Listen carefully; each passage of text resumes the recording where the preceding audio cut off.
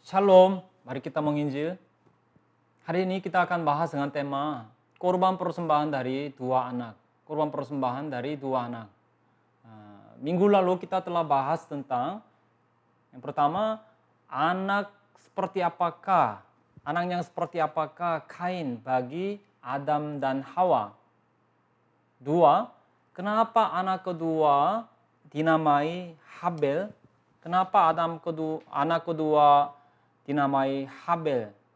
Ketiga, apa yang membuat Kain menjadi pembunuh pertama? Apa sulut yang membuat Kain menjadi pembunuh pertama? Hari ini kita akan bahas dengan tema korban persembahan dari dua anak. Pertanyaannya,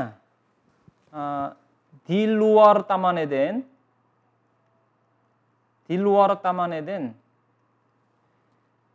bagaimana manusia bisa bertemu dengan Allah?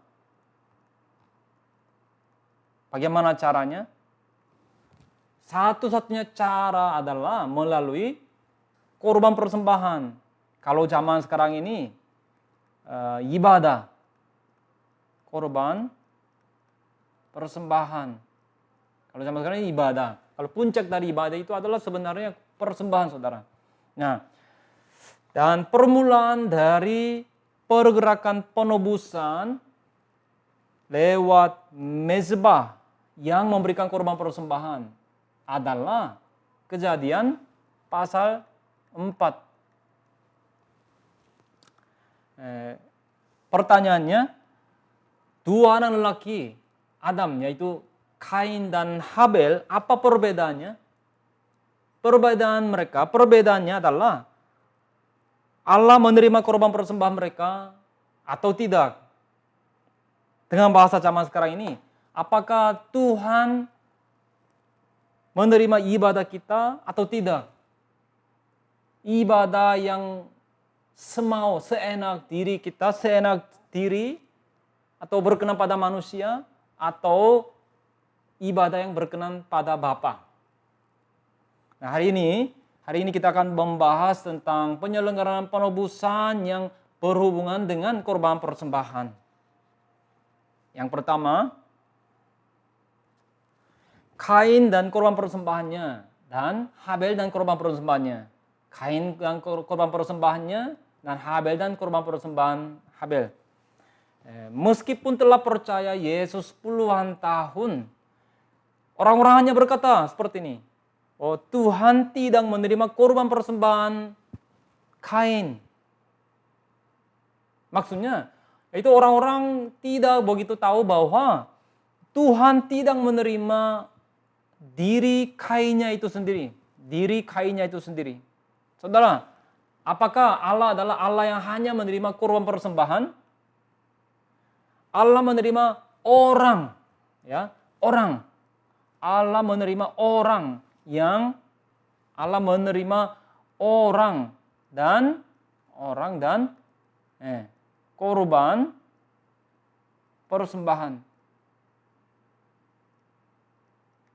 persembahannya. Pada Habel juga sama. Dikatakan bahwa Allah menerima Habel orangnya dan korban persembahan Habel. Jadi mulai sekarang saudara tidak akan lupa firman ini. Coba kita cek, coba kita lihat ya sama-sama. Kejadian 4 ayat 4 sampai 5. Dikatakan Tuhan mengindahkan Habel. Dikatakan Habel kan saudara? Tuhan mengindahkan Habel dan korban persembahannya itu, tetapi Kain dan korban persembahannya tidak diindahkannya. Seperti minggu lalu telah kita bahas, Kain juga adalah orang yang percaya. Jika lihat bahwa Adam menamai adik Kain sebagai Habel, yang berarti apa? Berarti hampa, ya, hampa. Artinya hampa. Habel, artinya hampa. Maka bagaimana? Karena Kain yang Adam menaruh harapannya itu tidak hidup dengan iman, maka Adam putus asa. Jadi apa alasan mendasarnya Kain dikatakan jahat? Apa alasan mendasarnya? Nah, itu adalah karena ia tidak mengenal Allah. Sehingga padanya tidak ada iman. Pada Kain tidak ada iman. Nah, syarat pertama dari ibadah yang berkenan pada Allah adalah apa? Iman dan kesungguhan. Iman dan kesungguhan. Iman dan kesungguhan. Jadi Kain duluan memberi korban persembahan. Berikutnya Habel juga memberi korban persembahan. Secara waktu memang korban persembahan itu Kain yang berikan duluan. Ya, kalau kita coba bandingkan korban persembahan Kain dan Habel seperti ini. Kain dan Habel jenis korban persembahan itu hasil tanah, hasil bumi. Lalu kalau Habel anak domba dan lemaknya. Anak domba dan lemaknya. Kalau ciri-ciri khusus Kain itu bukan yang sulung. Habel itu yang sulung. Atau naskah aslinya first fruit. Jadi hasil pertama bisa diterjemahkan sebagai first fruit. Buah yang pertama. Lalu Kain punya ini tidak disertai kesungguhan dan iman. Kalau Habel disertai iman dan kesungguhan. Hasilnya Kain punya Allah tidak mengindahkan. Habel Allah mengindahkan. Jadi Yesus berkata bahwa di mana ada materi berada, di mana materi berada, di situ ada apa? Di situ hati orang berada. Ya. Jadi korban persembahan Kain dan Habel itu adalah ekspresi hati masing-masing mereka. Kain, saudara,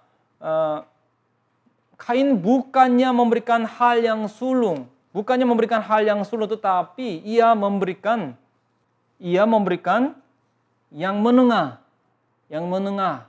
atau yang biasa-biasa saja.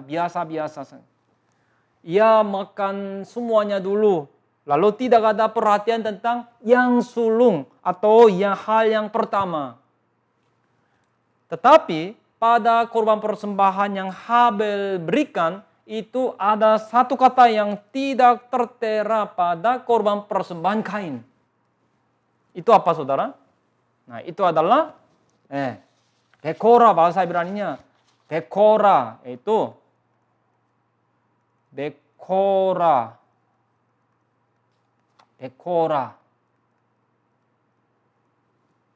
Yang berarti yang pertama, yang sulung.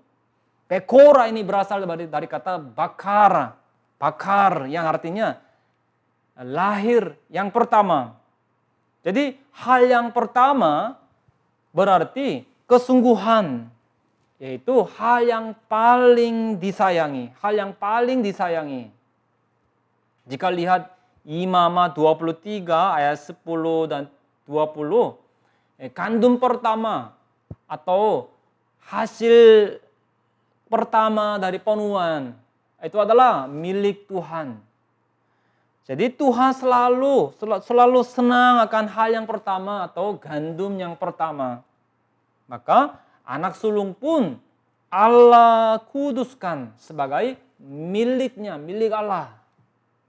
Jadi semoga kita selalu suka memberikan hal yang pertama kepada Tuhan. Yang kedua, pekerjaan pemisahan baik dan jahat di keluarga Adam. pekerjaan pemisahan baik dan jahat di keluarga Adam. Adam yang adalah anak sulung Allah dalam seketika dirampas oleh setan. Pada akhirnya Adam bukan menjadi anak kebenaran, tetapi menjadi anak dosa dan kejahatan. Nah, setelah itu Allah menaruh hatinya pada Kain juga.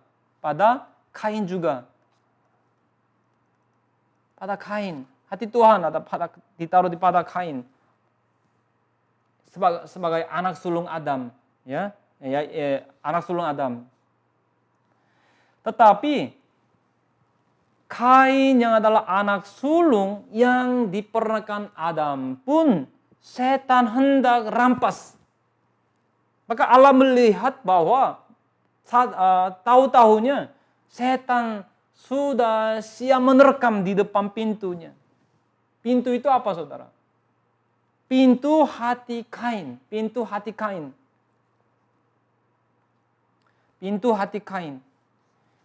Nah, di situ dosa hendak masuk. Kejadian 4 ayat 7. Dosa sudah mengintip. Coba kita baca sama-sama. Dosa sudah mengintip di depan pintu. Ya, sangat menggoda engkau, tetapi engkau harus berkuasa atasnya. Nah, jadi Tuhan tidak bisa mengelak untuk memegang anak yang kedua dibandingkan anak yang pertama. Nah, setelah itu secara terus-menerus prinsip yang tidak sewajarnya, ya. Prinsip yang tidak sewajarnya.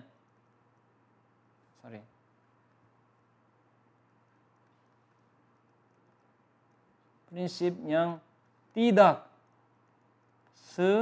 sewajarnya tersebut terus tampak dalam sejarah penebusan. Setelah itu, prinsip yang tidak sewajarnya terus tampak, yaitu anak yang sulung dijadikan anak yang berikut. Anak sulung Abraham, anak sulung Ishak, anak sulung Yakub, semuanya berada di pihak setan, kan? Kita harus tahu dengan baik bahwa di dunia rohani terjadi seperti demikian. Lalu pertanyaannya, kalau begitu, apa jalan bagi keluarga Adam menjadi teratur dan hidup? Kan Adam tidak pernah memberikan korban persembahan untuk pengampunan dosa kepada Allah, kan? Kenapa?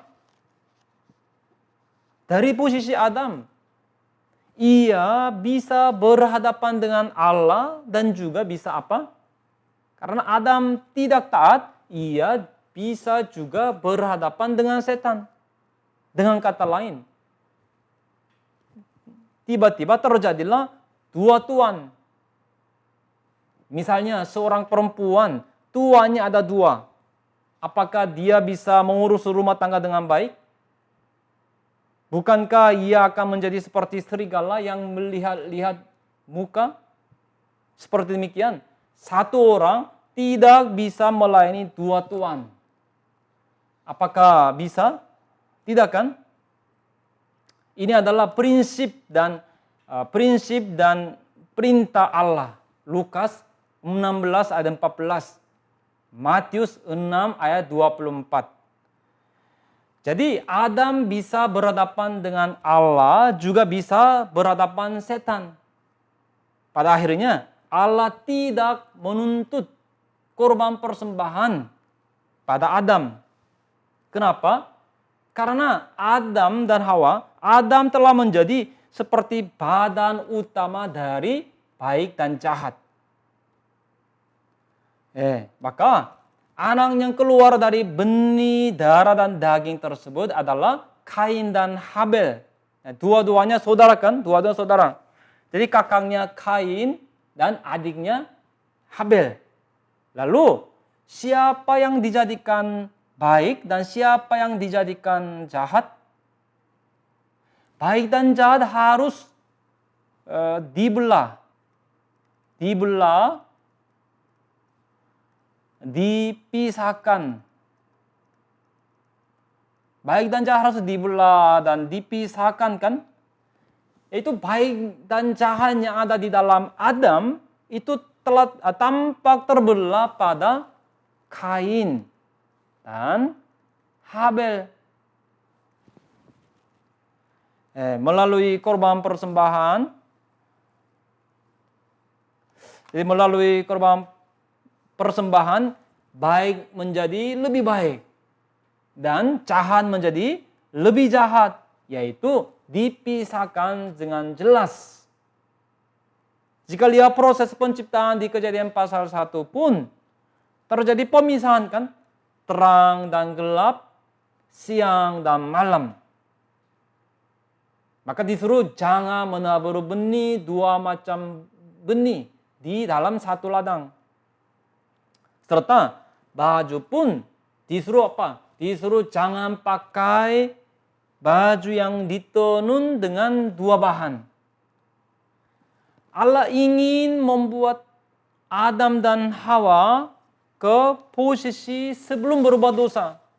Maka apa yang pertama kali Allah lihat, apa yang Allah pertama kali lihat itu adalah ia dinaungi siapa atau berasal dari siapa, dan kedua imannya bagaimana. Yaitu Allah memutuskan dengan melihat ia dinaungi siapa atau dimiliki siapa atau berasal dari siapa dan imannya seperti apa.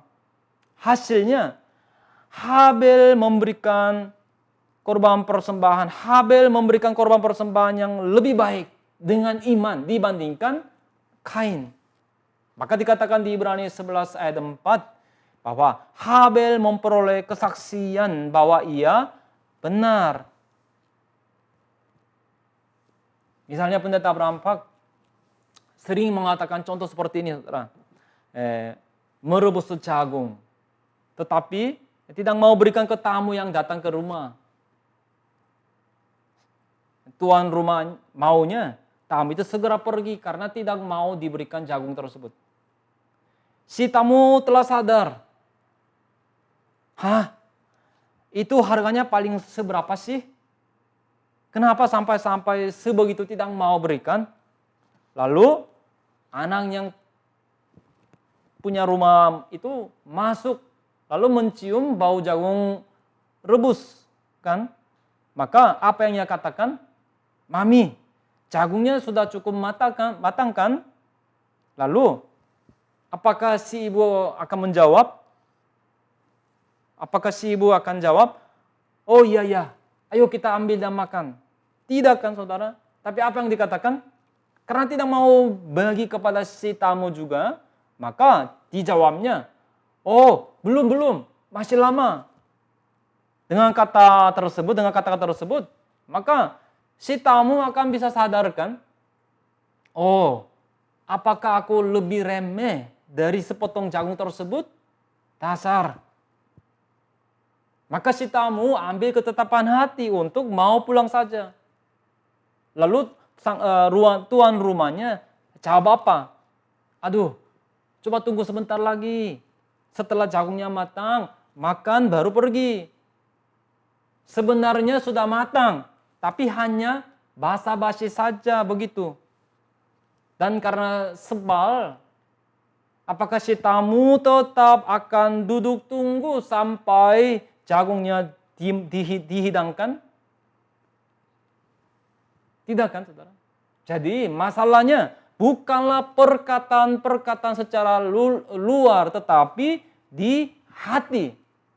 Nah seperti demikian, daripada Kain, iman Habel itu lebih memprioritaskan Allah. Iman Habel itu lebih memprioritaskan Allah. Hatinya benar-benar takut akan Allah dan mengasihi Allah. Jadi ketika ia memberikan korban persembahan dengan iman, Allah melihatnya. Di kitab Kejadian tidak dicatat, tetapi di kitab Ibrani, Perjanjian Baru, Ibrani 11 ayat 4, dicatat dengan jelas. Yaitu lewat persembahan, baik dan jahat dipisahkan. Yang ketiga, identitas asli setan yang tampak lewat peristiwa korban persembahan. Identitas asli setan yang tampak lewat peristiwa pemberian korban persembahan. Di 1 Yohanes pasal 3 ayat 12 dikatakan bukan seperti Kain yang berasal dari si jahat dan yang membunuh adiknya. Dan apakah sebabnya ia membunuhnya? Sebab segala perbuatannya jahat dan perbuatan adiknya benar. Dikatakan Kain berasal dari si jahat. Penghulu malaikat tidak suka melihat Allah mengasihi Adam. Ia berpikir, asal tidak ada Adam, aku yang akan menerima kasih itu. Maka agar dirinya menerima kasih, ia menjatuhkan Adam. Nah, hal ini terus-menerus berlanjut lewat garis keturunan darah dan daging secara rohani. Karena korban persembahan Kain tidak diterima, para semukanya berubah. Kita pun juga sama kan saudara. Ketika marah, badan bergetar dan tidak bisa bicara. Matanya menjadi sangat muram dan seram. Itu adalah karena ia menerima roh Kain. Allah memberi petunjuk kepadanya. Hai Kain, kenapa kamu begitu muram?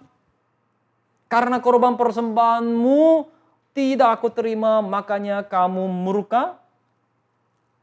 Kamulah yang harus berkuasa atas dosa. Bolehkah dosa berkuasa atasmu? Kejadian 4 ayat 5-7. Lucifer, penghulu malaikat melihat bahwa kasih Allah tertuju kepada Adam. Maka ia membenci Adam. Sehingga mencobai dengan mengirim ular tua setan. Dengan begitu ia membuat Adam berbuat dosa dan jatuh.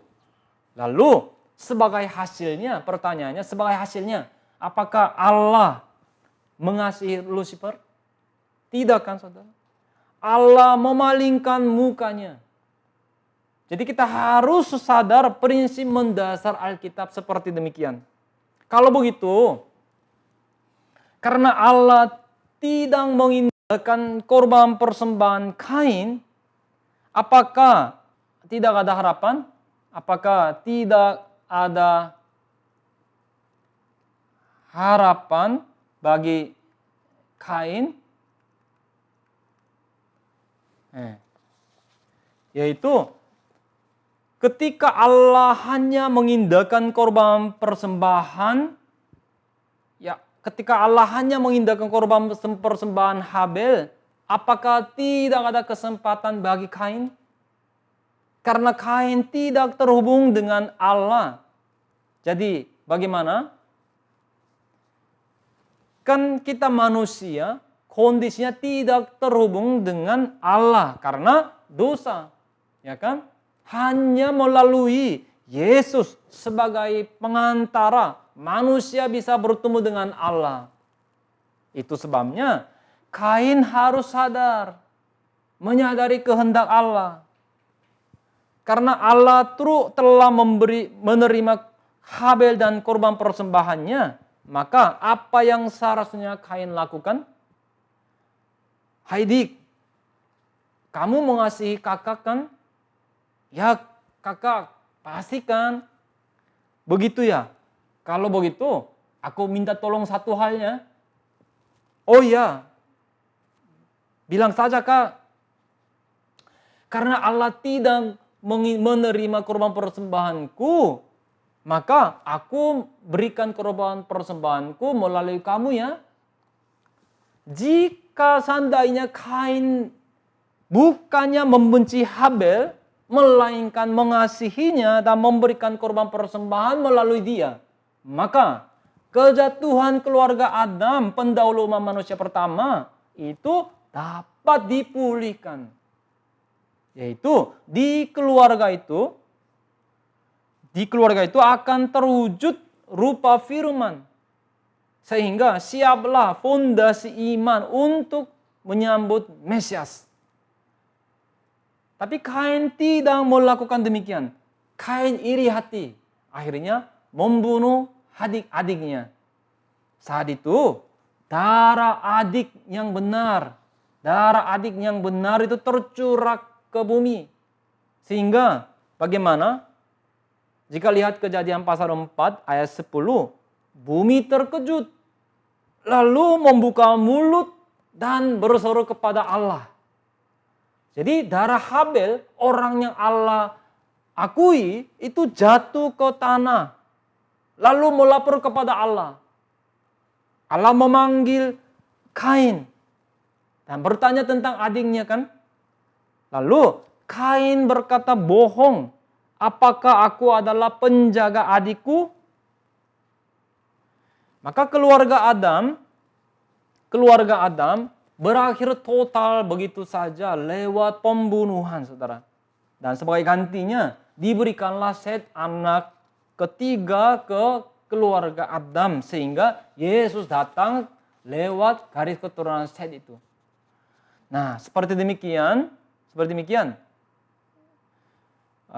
Karena kebencian adalah dosa pembunuhan. Yesus menyuruh untuk mengasihi.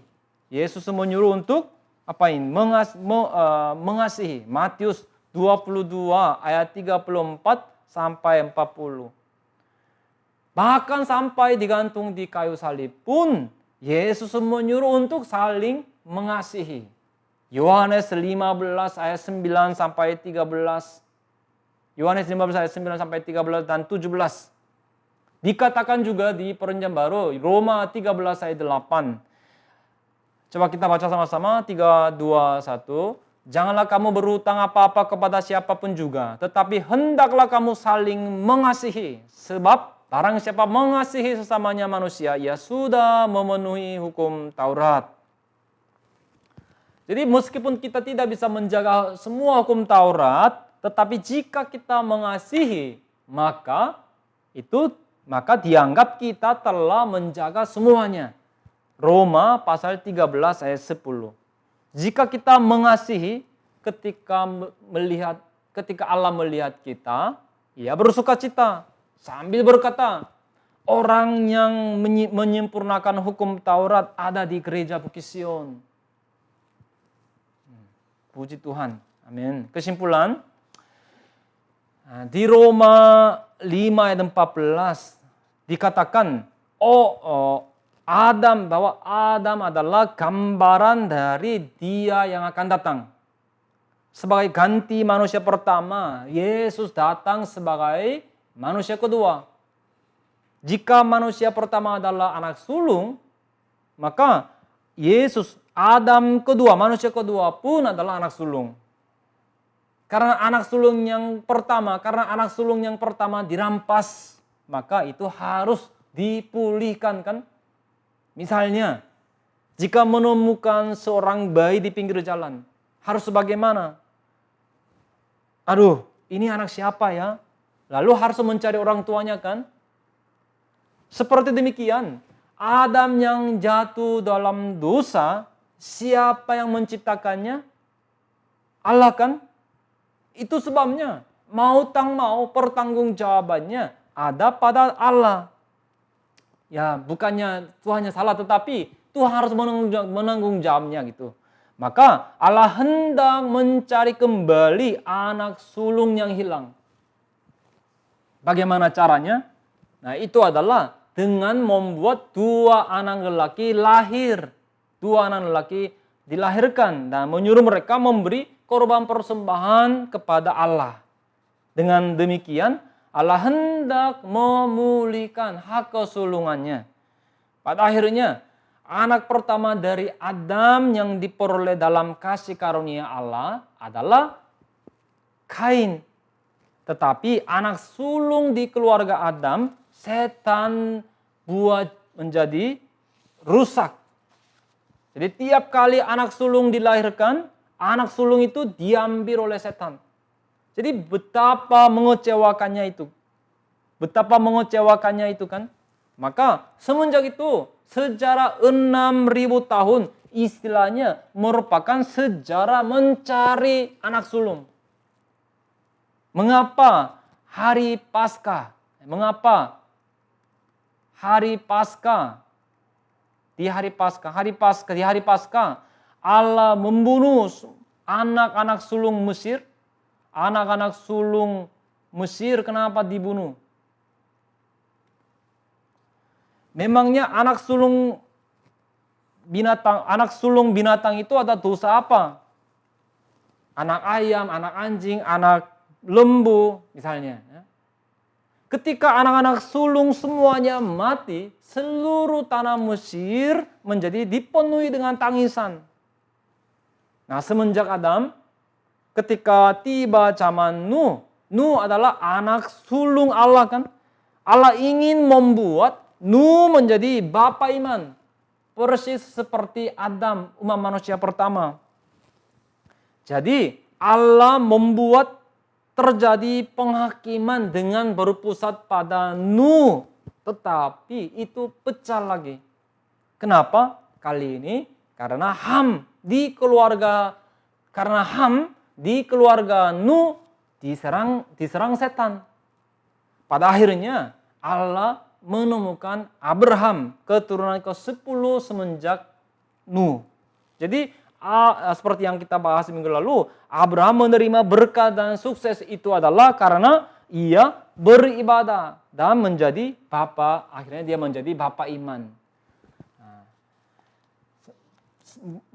Semoga kita semua mempersembahkan korban persembahan yang berkenan pada Tuhan dengan iman dan kesungguhan. Tuhan memberkati. Mari kita berdoa. Mari berdoa. Allah Bapa, hari ini kami belajar tentang korban persembahan dari 2 anak Adam. Kami sadar bahwa oleh karena dosa semenjak Adam, banyak anak yang sulung semuanya berada di pihak setan. Dosa begitu dahsyat. Namun dengan kasih, Yesus telah menyelesaikan semua masalah dosa di atas kayu salib. Tolong bantu Bapa agar hari ini kami pun menyempurnakan hukum Taurat dengan kasih sehingga bisa diakui sebagai anak-anak sulung rohania. Dengan meninggikan nama Yesus Kristus, kami mengucap syukur dan berdoa. Amin. Tuhan memberkati.